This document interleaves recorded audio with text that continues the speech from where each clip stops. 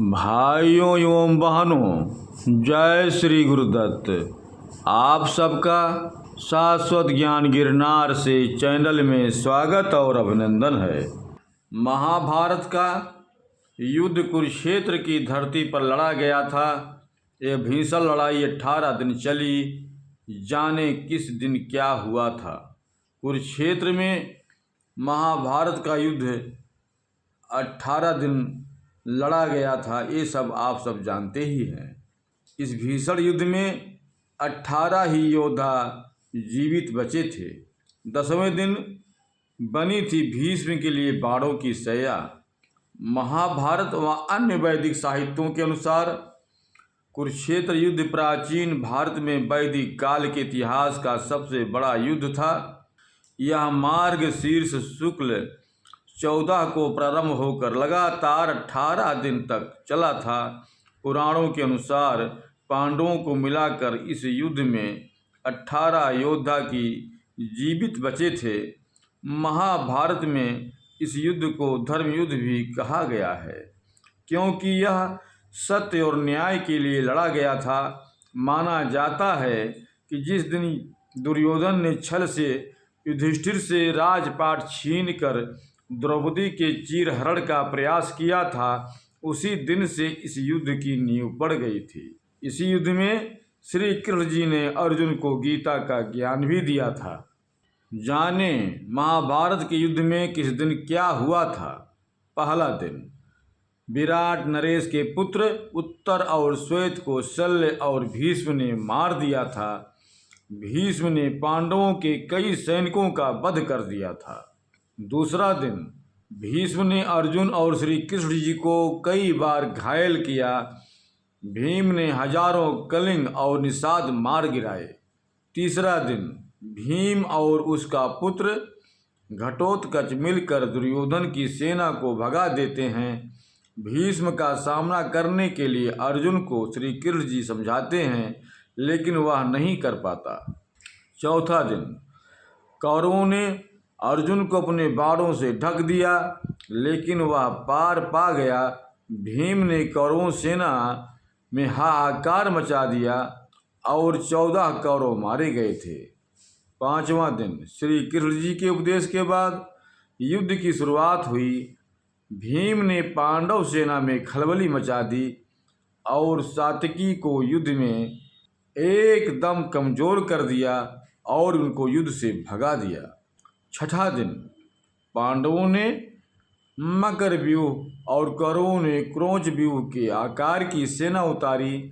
इस बीच कौरवों की छत देख दुर्योधन क्रोधित होता रहा। भीष्म ने पांडवों की सेना का नुकसान किया। सातवां दिन, अर्जुन ने कौरव सेना पर प्रहार किया।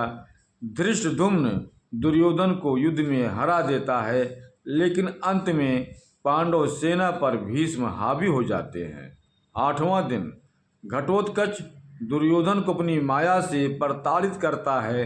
दिन के अंतिम पहर में भीम के हाथ से 9 और कौरवों का वध होता है। 9वां दिन, भीष्म अर्जुन को घायल कर देते हैं। कृष्ण को अपनी प्रतिज्ञा तोड़कर हथियार उठाने पड़ते हैं। भीष्म पांडवों की सेना को भारी क्षत पहुंचाते हैं।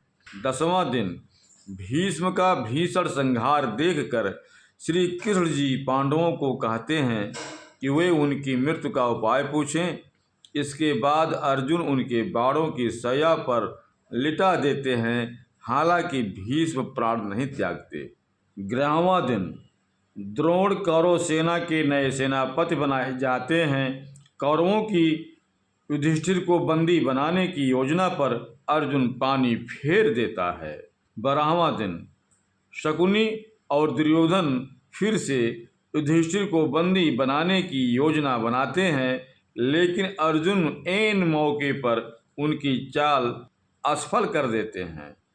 13वां दिन, इस दिन कौरव चक्रव्यूह की रचना करते हैं, जिसे तोड़ने के लिए युधिष्ठिर भीम आदि को अभिमन्यु के साथ भेजते हैं, लेकिन इस व्यूह में अभिमन्यु ही प्रवेश कर पाते हैं। वह अकेला कौरवों के महारथी से भिड़ते हैं और वीरगति को प्राप्त होते हैं। इस पर अर्जुन अगले ही दिन जयद्रथ की वध की प्रतिज्ञा लेते हैं। 14वां दिन जयद्रथ को बचाने के लिए द्रोण उसे सेना के पिछले भाग में छिपा देते हैं, लेकिन श्री कृष्ण द्वारा किए गए सूर्यास्त के कारण वह बाहर आ जाता है और अर्जुन के हाथों मारा जाता है। इस दिन द्रोण के हाथों द्रुपद और विराट का वध होता है। 15वां दिन इस दिन पांडव छल से द्रोणाचार्य को अश्वत्थामा की मृत्यु का विश्वास दिला देते हैं। ये अश्वत्थामा एक हाथी होता है जिसे भीम मारते हैं। इससे निराश हो द्रोण समाधि ले लेते हैं। इस दशा में धृष्टद्युम्न द्रोण का सिर काट देते हैं। 16वां दिन दुर्योधन के कहने पर कर्ण को अमोघ शक्ति द्वारा घटोत्कच का वध करना पड़ता है। उसने इस बाण को अर्जुन के लिए रखा होता है। कुंती को दिन वचन के चलते वह नकुल और सहदेव को हराने के बावजूद उनका वध नहीं करते। इसी दिन भीम के हाथ से दुशासन का वध भी होता है और वह उसकी छाती फाड़कर उसका रक्त पीता है। 17वां दिन कर्ण का सामना भीम और युधिष्ठिर से होता है, लेकिन कुंती को दिए वचन की वजह से वह उन्हें मारते नहीं। इसके बाद कर्ण और अर्जुन का युद्ध होता है। कर्ण के रथ का पहिया धंसने पर श्री कृष्ण के इशारे पर अर्जुन द्वारा असहाय अवस्था में कर्ण का वध कर दिया जाता है। इस दिन 22 कौरव भी मारे जाते हैं। 18वां दिन भीम बचे हुए कौरवों को मार देते हैं और सहदेव शकुनी को अपनी पराजय मानकर दुर्योधन एक तालाब में छिप जाता है, लेकिन ललकारने पर वह भीम के साथ युद्ध करने के लिए तैयार हो जाता है और भीम तथा दुर्योधन का गदा युद्ध होता है। तब भीम छल से दुर्योधन की जंघा पर प्रहार करते हैं। इससे दुर्योधन की मृत्यु हो जाती है। इस तरह पांडव विजयी होते हैं। अश्वत्थामा सभी पांचालों, द्रौपदी के 5 पुत्रों धृष्टद्युम्न तथा शिखंडी आदि का वध करता है। अश्वत्थामा के ब्रह्मास्त्र का प्रयोग करने पर कृष्ण उसे कलयुग के अंत तक कोढ़ी के रूप में जीवित रहने का श्राप देते हैं। क्या हुआ युद्ध के बाद? महाभारत के युद्ध के बाद कौरवों की तरफ से 3 योद्धा बचे, कृतवर्मा, कृपाचार्य और अश्वत्थामा, जबकि पांडवों की ओर से युयुत्सु, युधिष्ठिर, अर्जुन, भीम, नकुल, सहदेव, कृष्ण, सात्विक आदि को मिलाकर 15।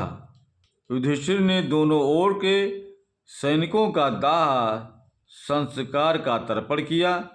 इसके बाद राजपाट से वैराग्य होने के चलते सभी पांडव हिमालय चले गए और वहीं उनका जीवन काल पूरा हुआ। भाइयों बहनों, अब हम अपने शब्दों को यहीं पर विराम दूंगा। पुनः मिलेंगे अगले वीडियो में। जय श्री गुरुदत्त, जय श्री गुरुदत्त।